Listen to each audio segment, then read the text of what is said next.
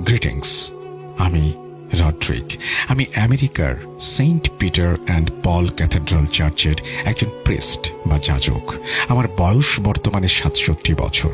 আমার চামড়ায় ভাঁজ পড়েছে, চোখের দৃষ্টি ঝাপসা হয়ে এসেছে। আমি জানি মৃত্যু আমার খুব কাছে দাঁড়িয়ে আছে।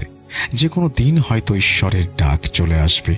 তাই আজ আমি আমার জীবনের এক অন্ধকার অভিশপ্ত জগতের কথা জানাতে এসেছি সবার সামনে। আমি চাই মানুষ জানুক অন্ধকারের গভীরতা কতটা ভয়াবহ হতে পারে। লোরাকে অসংখ্য ধন্যবাদ আমাকে এই সুযোগ করে দেওয়ার জন্য। আমার জীবনে একসময় এমন একটা ঘটনা ঘটে যেখানে সময় আমার সবচেয়ে বড় শত্রুতে পরিণত হয়। এর কারণ অন্য কিছু নয়, স্বয়ং অ্যানশিয়েন্ট সার্পেন্ট বা ডেভিল, যে একদা অহংকারের বশবর্তী হয়ে হেভেন থেকে বিতাড়িত হয়ে পৃথিবীতে আসে মানুষের আত্মাকে কলুষিত করতে এবং নিজের অস্তিত্বের ভয়ানক জানান দিতে। আমি তখন যুবক, মাত্র ৩৪ বছর বয়সে একজন ক্যাথলিক এক্সারসিস্ট প্রিস্ট হিসেবে চার্চে অফিসিয়ালি জয়েন করি। আমার বিশ্বাস ছিল পাহাড়ের মতো অটুট। আমি ভাবতাম ঈশ্বরের নাম নিয়ে আমি যে কোনো অশুভ শক্তিকে পরাস্ত করতে পারবো। কিন্তু আমি জানতাম না নরক কতটা গভীর আর শয়তানের ধোঁকা কতটা সূক্ষ্ম হতে পারে। ১৯৮৪ সালের নভেম্বর মাস। শীত তখন সবে জেঁকে বসতে শুরু করেছে শহরে। চার্চের বাইরে তখন মুষলধারে বৃষ্টি হচ্ছিল। বজ্রপাতের তীব্র অন্ধ করে দেয়া আলো মাঝে মাঝে চার্চের বিশাল স্টেইনড গ্লাসের জানালাগুলোকে আলোকিত করে তুলছিল। আর সেই মুহূর্তের আলোতে জানালায় আঁকা পবিত্র যিশু ও মাদার মেরির মুখমণ্ডলগুলোকে কেমন যেন আলাদা দেখাচ্ছিল। আমি আমার ব্যক্তিগত চেম্বারে বসে যিশুর ক্রুশবিদ্ধ মূর্তির সামনে হাঁটু গেড়ে নিবিষ্ট মনে প্রেয়ার করছিলাম। আমি চোখ বন্ধ করে ল্যাটিন ভাষায় প্রে করছিলাম। হঠাৎ চার্চের বিশাল পেন্ডুলাম ঘড়িতে ঢং ঢং করে শব্দ হলো। আমি প্রার্থনা থামিয়ে দেয়াল ঘড়ির দিকে তাকালাম। কাঁটায় কাঁটায় রাত ২:৩৪।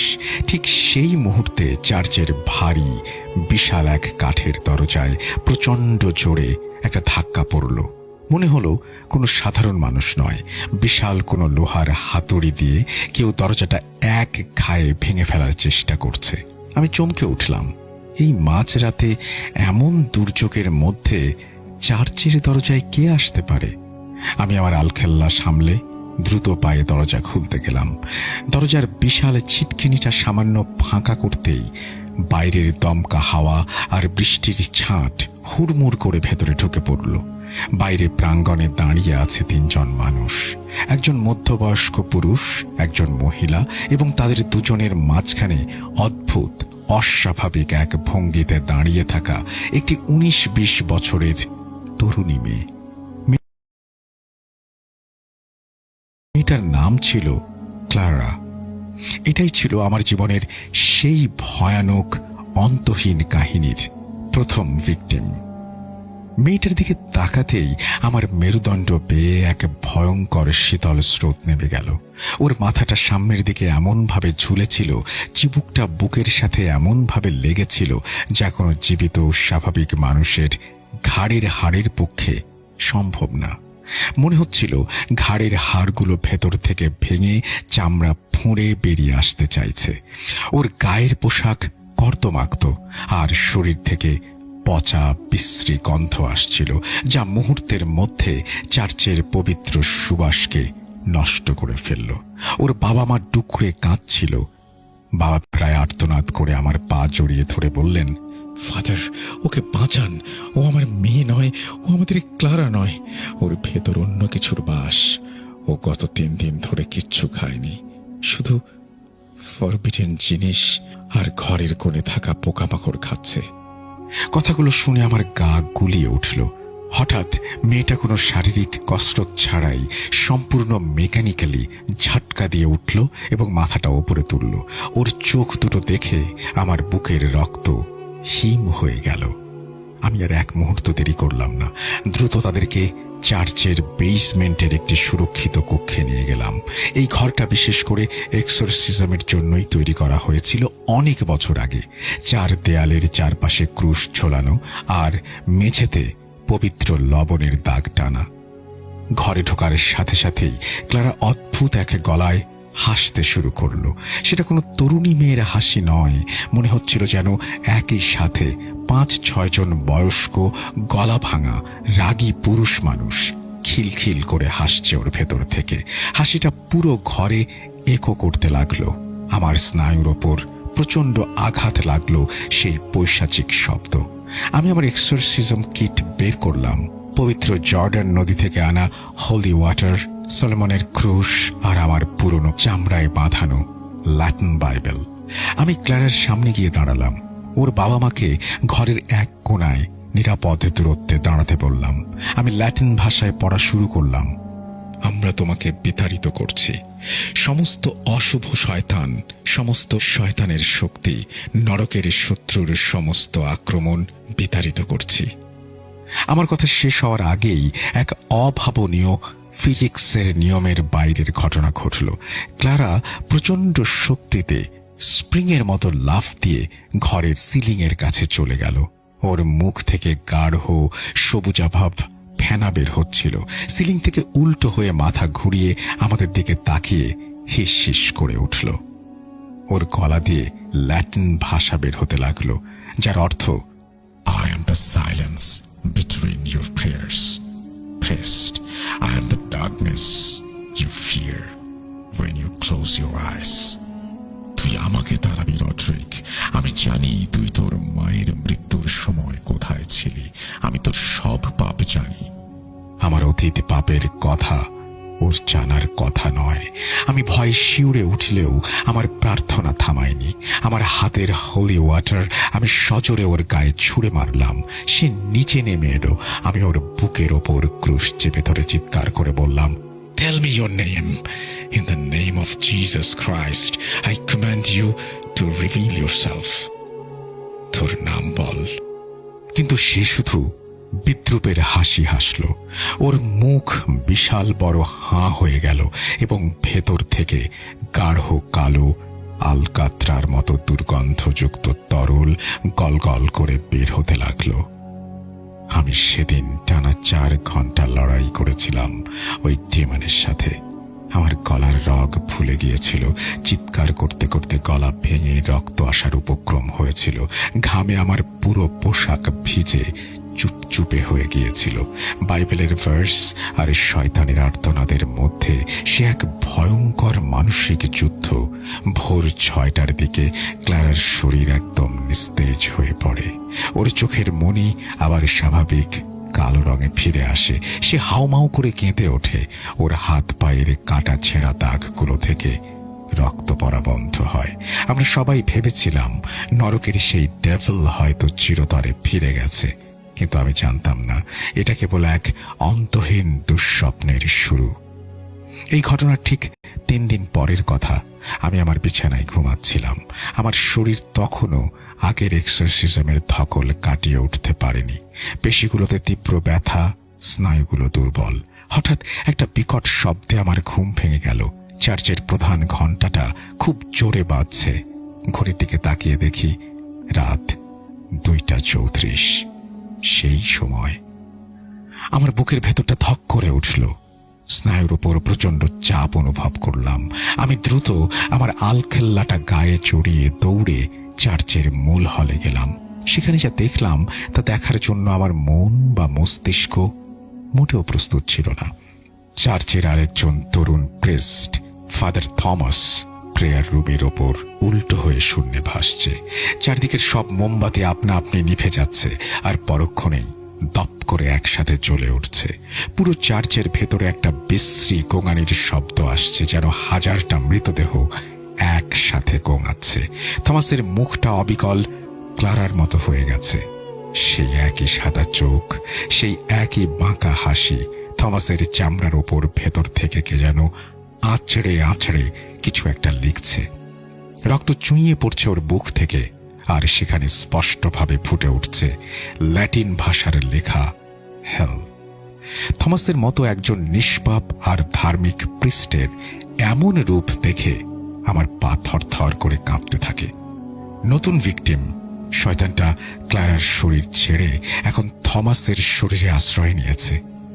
আমি বুঝতে পারলাম ওটা আসলে সেদিন বিতাড়িত হয়নি, ওটা আমাকে নিয়ে খেলছে। ও স্কেপ করেছে আর ফিরে এসেছে আমার বিশ্বাস নিয়ে তামাশা করতে। আমি আবার ক্রুশ হাতে নিয়ে এক্সরসিজম শুরু করলাম, কিন্তু এবার পরিস্থিতি আরো ভয়াবহ। থমাস শূন্য থেকে আমার দিকে তাকিয়ে হাসতে লাগলো। ওর গলা থেকে সেই একই অমানসিক কণ্ঠস্বর ভেসে আসলো, You cannot cast out what you cannot name, and you cannot kill what is already dead. Roderick, your God is deaf tonight.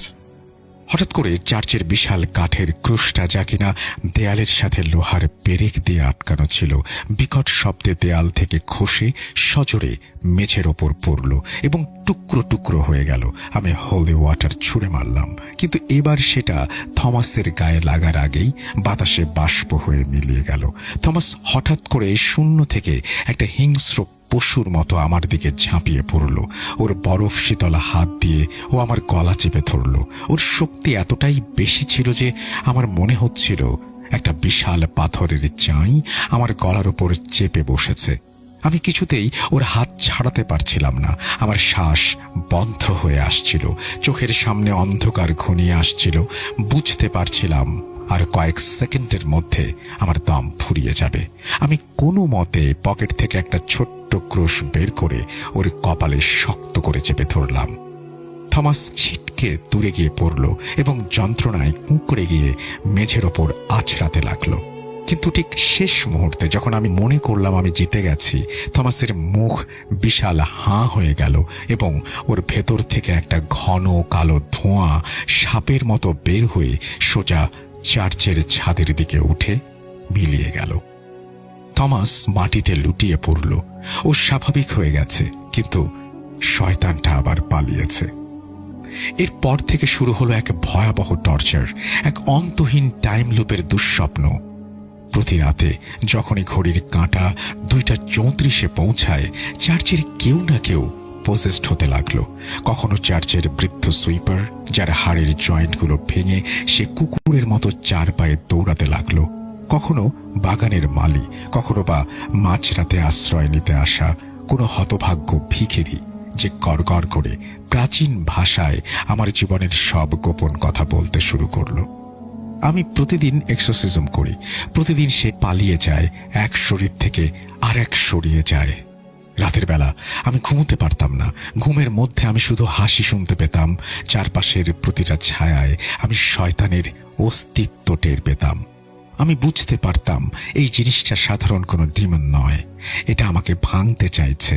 ও আমাকে বোঝাতে চাইছে যে ঈশ্বরের নাম নিয়ে আমি যা করছি তার কোনো মূল্য নেই। ও সময়কে নিজের খাঁচা হিসেবে ব্যবহার করছে, আর আমাকে সেই খাঁচার ইঁদুর বানিয়েছে। 2:34 জন্য একটা পোর্টাল, সে সেই সময়ে আমাদের ডিমেনশনে ঢোকে। পরিস্থিতি পুরোপুরি হাতের বাইরে চলে যাচ্ছে দেখে আমি ফাদার থমাস এবং চার্চের প্রবীণ ফাদার গ্রেগরি মিলে চার্চের আন্ডারগ্রাউন্ড লাইব্রেরিতে বসলাম। চারিদিকে ধুলো পড়া প্রাচীন সব বই, স্ক্রল আর পাণ্ডুলিপি। ফাদার গ্রেগরি একজন অত্যন্ত জ্ঞানী মানুষ। তিনি ডিমোনোলজি নিয়ে বছরের পর বছর গবেষণা করেছেন। তিনি একটি পুরনো চামড়ার বাঁধাই করা ডিমোনোলজির বই খুললেন। বইটার পাতাগুলো হলুদ হয়ে গেছে, কালির দাগগুলো প্রায় অস্পষ্ট। তিনি গম্ভীর মুখে ফিসফিস করে বললেন, রডরিক, আমরা ভুল করছি। সাধারণ এক্সরসিজম ওর উপরে কাজ করবে না। ও সময়ের ফাঁক গলে বেরিয়ে যাচ্ছে। এই শয়তানটা সময়কে ম্যানিপুলেট করতে পারে। আমরা যদি ওকে আটকাতে চাই, তবে ওকে বিশ্বাস করাতে হবে যে 2:34 এখনো হয়নি, অথবা পার হয়ে গেছে। ওকে একটা ফলস টাইম লাইনে ট্র্যাপ করতে হবে। আর সবচেয়ে বড় কথা, ওর নাম ধরে ডাকতে হবে। নাম ছাড়া কোনো ডেভিলকে চিরতরে হেলে পাঠানো যায় না।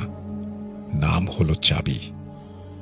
আমরা তিনজন মিলে একটা ভয়ঙ্কর ট্রিকি এক্সারসাইজের ছক করলাম। আমাদের প্ল্যান ছিল শয়তানটাকে বোকা বানানো। আমরা চার্চের প্রতিটি ঘড়ি, প্রতিটি কাঁটা ম্যানুয়ালি পরিবর্তন করার সিদ্ধান্ত নিলাম। কিন্তু শুধু ঘড়ি বদলালেই হবে না, শয়তানকে আক্ষরিক অর্থেই একটা সীমানায় আটকে ফেলতে হবে। পুরো চার্চের মেঝেতে জেরুজালেম থেকে আনা পবিত্র মাটি আর সলোমনের ডাস্ট দিয়ে একটা ইনভিজিবল পেন্টাগ্রাম আঁকলাম। এই পেন্টাগ্রামের কেন্দ্রে থাকবে ভিকটিম। শয়তান যখন শরীর পাল্টানোর জন্য কালো ধোঁয়ায় রূপ নেবে, এই ডাস্ট আর পবিত্র মাটির লেপ ওকে অন্য কোথাও যেতে দেবে না। ও আটকা পড়বে সেই নির্দিষ্ট মুহূর্তের জন্য, আর তখনই আমরা চূড়ান্ত আঘাত হানব। পরদিন রাত, চারিদিক পিনপতন নীরবতা। আমাদের তিনজনের স্নায়ু টান টান, বুকের ভেতর ধুকধুক করছে। নিজের কানে সেই শব্দ শুনতে পাচ্ছি। প্ল্যান অনুযায়ী আমরা চার্চের সব ঘড়িতে 2:20 বাজিয়ে স্তব্ধ করে দিলাম। ঘড়ির পেন্ডুলামগুলো আমরা দড়ি দিয়ে শক্ত করে বেঁধে রেখেছি যেন শব্দ না করে। কিন্তু আমাদের কাছে থাকা ফাদার গ্রেগরির একটা মাত্র পুরনো পকেট ঘড়িতে আসল সময় চলল। আজ ভিকটিম হওয়ার কথা চার্চের দারোয়ান মার্কাসের, কারণ আজ সন্ধ্যা থেকে মার্কাসের বিহেভিয়ারে কেমন যেন একটা ভিকটিমদের মতো আভা আছে। সে নিজের মনে বিড়বিড় করছিল আর অন্ধকার কোণায় গিয়ে লুকিয়ে থাকছিল। গত কয়েকদিন ধরে আমরা এই প্যাটার্নটা খেয়াল করেছি। আমরা মার্কাসকে পেন্টাগ্রামের ঠিক মাঝখানে ভারী একটা কাঠের চেয়ারে শক্ত করে দড়ি দিয়ে বেঁধে রাখলাম। মার্কাস ভয়ে থরথর করে কাঁপছিল, তার চোখ দিয়ে পানি পড়ছিল, কিন্তু সে জানতো তাকে এই স্যাক্রিফাইসটা করতে হবে আমাদের জন্য, সবার জন্য। আমার পকেট ঘড়িতে তখন সময় টিকটিক করে এগোচ্ছে। প্রতিটা সেকেন্ড যেন এক একটা ঘন্টার মতো মনে হচ্ছিল। আমার কপাল বেয়ে ঘাম ঝরছে। আমি জপমালা শক্ত করে চেপে ধরে আছি। 2:33 থেকে 50 সেকেন্ড, 55 সেকেন্ড, 59 সেকেন্ড, ঠিক 2:34 বাজতেই মার্কাসের শরীর তীব্রভাবে মেকে গেল, যেন কোরবানির পশুকে জবাইয়ের জন্য বেঁধে রাখা হয়েছে। চোখ দুটো সেকেন্ডের মধ্যে সাদা হয়ে গেল, মুখটা হাঁ হয়ে গেল। চার্চের সব জানালা প্রচন্ড বাতাসে ভেঙে পড়ার উপক্রম। মনে হচ্ছিল বাইরে কোনো প্রলয়ঙ্কারী ঝড় উঠেছে, কিন্তু আসলে সবটাই ছিল চার্চের ভেতরে। মার্কাস বিকট মাঝখাই গলায় চিৎকার করে উঠল, You fools! Do you think you can trick me? Your time is mine. Priest, you cannot cage the wind. আমি আর ফাদার গ্রেগরি একসাথে ল্যাটিন ভার্স পড়া শুরু করলাম। আমাদের গলার স্বর চার্চের দেয়ালে প্রতিধ্বনিত হতে লাগলো। মার্কাস দড়ি ছিঁড়ে ফেলার উপক্রম করলো। ওর হাতের কবজি কেটে রক্ত ঝরছে, চামড়া ছিলে গেছে। সে দাঁত কড়মড় করে পৈশাচিক শক্তি দিয়ে আমাদের দিকে তাকাচ্ছে। হঠাৎ মার্কাস স্থির হয়ে গেল, ওর চোখ আমার দিকে স্থির। সে আগের চেয়ে আরো ভয়ঙ্করভাবে হাসতে লাগলো এবং বলল, It's time.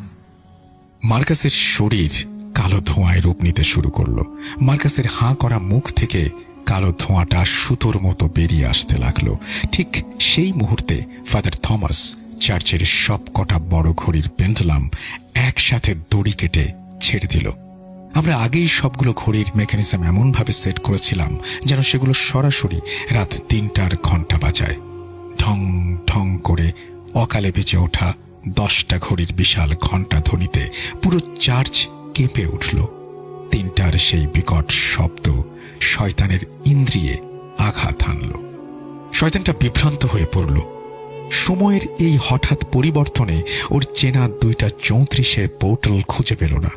কালো ধোঁয়াটা চারিদিকে ছটফট করতে লাগলো, যেন কোনো অদৃশ্য দেয়ালে বারবার ধাক্কা খাচ্ছে। আর তখনই ফাদার গ্রেগরি ডাস্ট আর পবিত্র মাটির পেন্টাগ্রামের ওপর হলি ওয়াটার ঢেলে দিলেন। পানি মাটির সাথে মিশতেই নীল রঙের একটা আভা জ্বলে উঠল।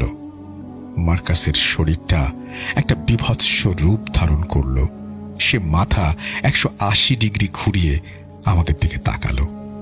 তোরা ভেবেছিস এই সামান্য রূপোর গুড়ার পানি দিয়ে আমাকে বেঁধে রাখবি? আমি তোদের সাথে খেলছিলাম প্রিস্ট। তুই জানতে চাস আমি কেন এই সময়ের খেলা খেলছি? কেন আমি এই 2:34 সময়টাকেই বেছে নিয়েছি? তবে শোন, তোর ঈশ্বর দিনের বেলায় নবম প্রহরে ক্রুশে নিজের প্রাণ দিয়েছিল, আর আমি রাতের ঠিক এই প্রহরটাকে বেছে নিয়েছি তোদের ঈশ্বরকে স্মরণ করিয়ে দেবার জন্য। আমি চেয়েছিলাম প্রতিদিন রাতে নির্দোষ মানুষের ওপর এই নারকীয় অত্যাচার দেখে তোর ওই বিশ্বাস টুকরো টুকরো হয়ে যাক। এই নগণ্য শরীরগুলোর প্রতি আমার কোনো আগ্রহ নেই। আমি আমার ক্রুশটা ধরে ধোঁয়ার ঠিক সামনে গিয়ে দাঁড়ালাম। আমার কণ্ঠস্বর তখন আমার নিজের নেই। এক ঐশ্বরিক শক্তি ভর করেছে আমার ওপর। আমার ভেতরের সমস্ত ভয়, সমস্ত ক্লান্তি উধাও হয়ে গেছে। আমি আমার জীবনের সর্বোচ্চ শক্তি দিয়ে চিৎকার করে বললাম, "You are trapped in our time now. Nowhere to run. Tell me your name. In the name of Jesus Christ, I command you to reveal your true name." তোর নাম বল।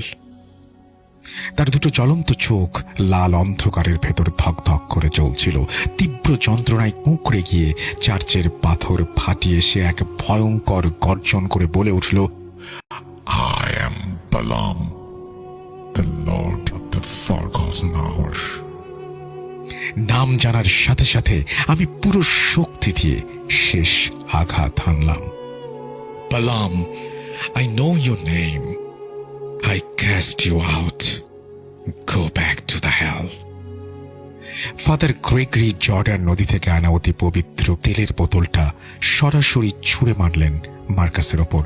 মুহূর্তের মধ্যে একটা প্রচন্ড চিৎকার ভেসে এলো। মনে হলো চার্চের ভেতর একটা ছোটখাটো বাজ পড়েছে। বাতাসের তোড়ে চার্চের ভারী বেঞ্চ উল্টে গেল। একটা আগুনের ফুলকি চারিদিকে ছড়িয়ে পড়ল। তারপর সব শান্ত, পিনপথন নীরবতা। মার্কাস অজ্ঞান হয়ে মাটিতে পড়েছিল। ফাদার থমাস ছুটে গিয়ে ওর পালস চেক করল। ওর নাড়ি চলছিল, সে বেঁচে আছে। ফাদার গ্রেগরি আমার কাছে এসে আমার কাঁধে হাত রাখলেন। আমরা তিনজনেই হাঁপাচ্ছিলাম, আমাদের শরীর ঘামে আর হোলি ওয়াটারে ভিজে একাকার। আমি ফাদার গ্রেগরির দিকে তাকিয়ে একটা স্বস্তির নিঃশ্বাস ফেললাম। আমরা বুঝতে পারলাম লুপটা অবশেষে ভেঙেছে। বালাম নামের ওই প্রাচীন demon, lord of the forgotten hour, আর কোনোদিন রাত 2:34 ফিরে আসবে না।